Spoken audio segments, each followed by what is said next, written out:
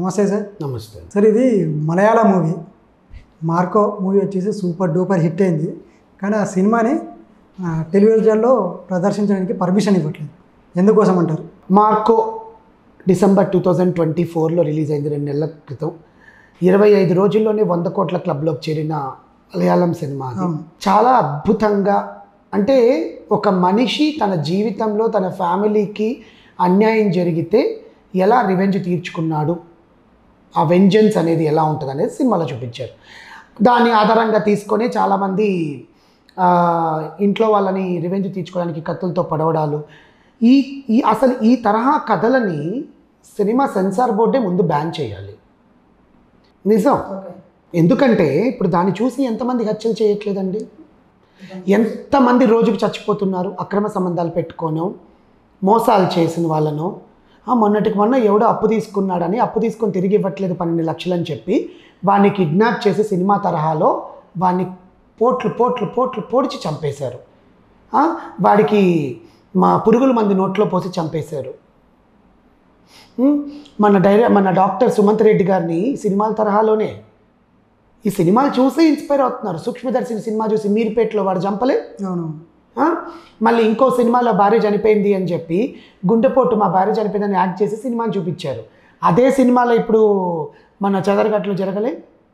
ఎందుకు ప్రదర్శిస్తారు టీవీల్లో శాటిలైట్? రక్తపాతం ఎక్కువ ఉండి నువ్వు చూపించిన సినిమాలో కాంటెంట్ జనాలకి అది వేరే విధంగా తీసుకునే ఛాన్సెస్ ఉంటాయి. సినిమాలా చూడమని నేను కూడా చెప్తాను. నువ్వు మంచి సినిమా ఇలాంటి ఇప్పుడు నా దృష్టిలో నేను ఒకరిని చంపాలనుకోవట్లేదు కాబట్టి నా సినిమా ఇలా చేశాడా, ఇలా రివెంజ్ ఉంటుందా, ఇలా చేస్తున్నారా అని. జనరల్గా జరిగే స్కాముల గురించి తీయండి, ప్రజలకి అవగాహన వస్తుంది. ఎంత రక్తపాతం ఉంటుందో తెలుసా అండి, కడుపులో తిన్నది కూడా బయటకు వస్తుంది ఆ సినిమా చూస్తే. తెలుసా మీకు? సినిమా బాగుంది, నేను బాగుండట్లేదని చెప్పట్లే. The people who loves blood, vengeance, revenge, action, కత్తిపోట్లు, కత్తిఘాట్లు, ఎలా చంపాడు, ఎలా రివెంజ్ తీర్చుకున్నాడు అనే సినిమాలకి థ్రిల్లర్ సినిమా చూడొచ్చు. మలయాళం వర్షన్ వచ్చి సోనీ లివ్లో ఉంది, తెలుగు వర్షన్ ఆహాలో ఉంది. సినిమాకి బ్రహ్మరథం పట్టారు 100 కోట్లు. ఆ సినిమా అద్భుతంగా ఉంది, అత్యద్భుతంగా ఉంది. ప్రపంచంలో అంత అద్భుతమైన సినిమా ఇంకెక్కడా లేదు అన్నట్టు. బట్ సెన్సార్ బోర్డు ఇది సినిమాను ప్రదర్శించేటప్పుడే దీంట్లో చాలా ఎక్కువ ఉంది, మేము ఇవ్వము. కానీ సెన్సార్ బోర్డుని కూడా డబ్బులతో కొనేసి వాళ్ళ చేత ఒప్పించి వాళ్ళకి ఏ సర్టిఫికేట్ ఇప్పించండి, మేము సినిమా ఆడితే ఆడుతుంది లేకపోతే లేదు. దీనివల్ల ఎంతమంది బయట చూసి సినిమాని చూసి ఇన్స్పైర్ అయ్యి ఎంతమంది ఇలా మారిపోయి జైలు పాలవుతున్నారు, తన జీవితాన్ని సర్వనాశనం చేసుకుంటున్నారని సినిమా డైరెక్టర్లకి తెలియదు. మేము తీసేస్తాం 100 కోట్ల సినిమా, మేము అసలు భుజాలు కొట్టుకుంటారన్నమాట శభాషుని. మరి జనాలు దానివల్ల చూసిన జనాలకు నువ్వేమి ఇన్ఫర్మేషన్ ఇచ్చావు? ఇలా చంపాలి, నువ్వు ఎవరి మీదైనా కక్ష ఉంటే ఇలా వెళ్ళి వెన్నుపోటు పడవాలి, వాడిని నడుము సగ భాగంలో ఇలా పొడవాలి, వాడికి ఛాతికి కింద భాగంలో పొడవాలి, పొట్టలోంచి ఇలా లేపాలి. ఇది ఆ సినిమాలో ఉండేది. టెలివిజన్స్కి బ్లాన్ చేయకుండా ముద్దు పెట్టుకుంటారా? దానికి సపోర్ట్ చేసే ఛానల్స్ మళ్ళీ మార్కోకి మేము పోరాడతాం, మేము ఉంటాం, మీకోసం నిరాహార దీక్ష తీస్తాం టెలివిజన్లో.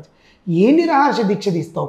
ఒక రక్తపాతం జనాలకి యూజ్ లేని ఒక సినిమాని చూపించి నువ్వు దానికోసం నిరాహార దీక్ష తీస్తానంటున్నావు. టెలివిజన్ సెన్సార్ బోర్డు తీసుకున్న నిర్ణయం చాలా కరెక్ట్ అండి. కర్మగాలి ఆ సినిమా హిట్ అయింది, ఓటీటీలోకి వచ్చింది. నువ్వు కత్తిపోట్లు నడిచేవాడివి, కత్తిని ఇట్లా పైనుంచి కింద దాకా చీరేసేవాడి సినిమాలు చూడాలనుకుంటే సినిమా చూడొచ్చు. టెలివిజన్లో చూసి ఇంకో 10 మంది చావుల్ని అయితే నేను కోరుకోవట్లా. సో అందుకని టెలివిజన్ చేసింది కరెక్ట్. ఓకే, ఇప్పుడు దీన్ని బట్టి నెక్స్ట్ సినిమా కూడా అట్లా ఏమన్నా ఉంటే ఇదే డెసిషన్ తీసుకుంటారనేసి అంటారా? మీకు అభిప్రాయం ఏంటి? అసలు సెన్సార్ బోర్డుకి ముందు సినిమా చూపించిన తర్వాత సెన్సార్ ఇస్తుంది. మరీ ఎక్కువ వైలెన్స్ ఉండి అసలు మలయాళం సెన్సార్ బోర్డు ఎలా ఈ సినిమాని యాక్సెప్ట్ చేశారనేది ఇంకా అర్థం కావట్లా. మనకు చిన్న రక్తపు మరకలు ఉన్నా ఏమున్నా కూడా మన తెలుగు సెన్సార్ బోర్డు అసలు ఇవ్వదు, ఆ సీన్స్ కట్ చేయమంటుంది. ఈ మధ్య సెన్సార్ బోర్డుకి అసలు విచ్చలవిడి అయిపోయింది, ఇచ్చేస్తున్నారు ఏ సర్టిఫికేట్లు.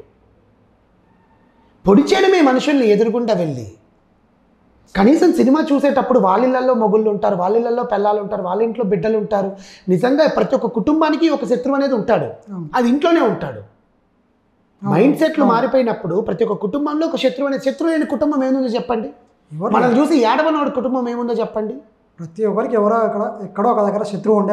అలాంటి వాళ్ళు ఇలాంటి సినిమాలు చూసి వీళ్ళని ఎట్లా తొక్కేయాలి, ఎలా చంపాలని ఆలోచనలు రావు. మనిషి మృగంగా మారిపోతున్నాడు. ఆయన ఎవరు వీరబ్రహ్మేంద్ర స్వామి చెప్పినట్టు మనిషి మృగంగా మారిపోతున్నాడు. మృగంగా మార్చేలాగా మన డైరెక్టర్లు సినిమాలు తీస్తున్నారు. దాన్ని మళ్ళీ మనం సపోర్ట్ చేసి చప్పట్లు కొట్టి 100 కోట్ల క్లబ్లోకి చేరుస్తున్నాం. ఇది తెలుగు సినిమా, ఇది మలయాళం సినిమా. బాలీవుడ్ వాళ్ళు చూపించరండి అలాంటి రక్తపోట్లు, కొంచెం బెటర్ మనతో పోల్చుకుంటే వాళ్ళు. సో ఏమో ఇంకా జనాలు చూసి మనం ఆనందపడుతున్నప్పుడు నేను ఎంత నెత్తి నోరు బాదుకున్న సినిమాలు చూస్తారు కాబట్టి గో అండ్ ఎంజాయ్ మార్కో. ఒకసారి అయితే చూడొచ్చు. దానికి ముందు ఒక 2 రోజులు తినకండి, అంత ఒకటే చెప్తాను మీకు నేను. Thank you.